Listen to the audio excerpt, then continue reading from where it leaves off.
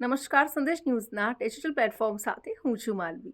જો તમારે પીએફના પૈસામાંથી ઘર બનાવવું હોય, લોન ચૂકવવી હોય અથવા તો ચોક્કસ રોગોની સારવાર માટે પીએફની આંશિક રકમ તમે ઉપાડી શકો છો. આ સિવાય લગ્ન માટે પણ તમે પીએફના પૈસા ઉપાડી શકો છો.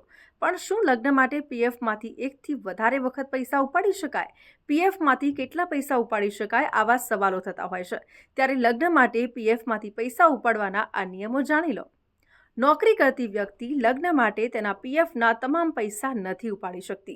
વ્યક્તિ પીએફમાંથી વ્યાજ સાથે કર્મચારીના યોગદાનના માત્ર 50% જ પૈસા ઉપાડી શકે છે. હવે કોના લગ્ન માટે આપણે પીએફના પૈસા ઉપાડી શકીએ છીએ તો એ પણ હું આપને જણાવી દઉં. વ્યક્તિ પોતાના લગ્ન ખર્ચ માટે પીએફના પૈસા ઉપાડી શકે છે. જો કે જો લગ્ન વ્યક્તિના ઘરની અંદર હોય, જેમ કે ભાઈ, બહેન અથવા બાળકોના લગ્ન, એના માટે પૈસા ઉપાડી શકે છે. તમે કેટલી વખત પીએફના પૈસા ઉપાડી શકો છો? તો કે 3 વખત આંશિક ઉપાડ કરી શકો છો. કેટલા સમય પછી પીએફના પૈસા ઉપાડી શકાય છે? તો તમે પૈસા ત્યારે જ ઉપાડી શકો છો જ્યારે તમારું પીએફ એકાઉન્ટ ખોલ્યાને 7 વર્ષ થઈ ગયા હોય. તો આવા જ ઇન્ફોર્મેટિવ વિડીયોઝ જોવા માટે સંદેશ ન્યૂઝના ડિજિટલ પ્લેટફોર્મ સાથે જોડાયેલા રહો.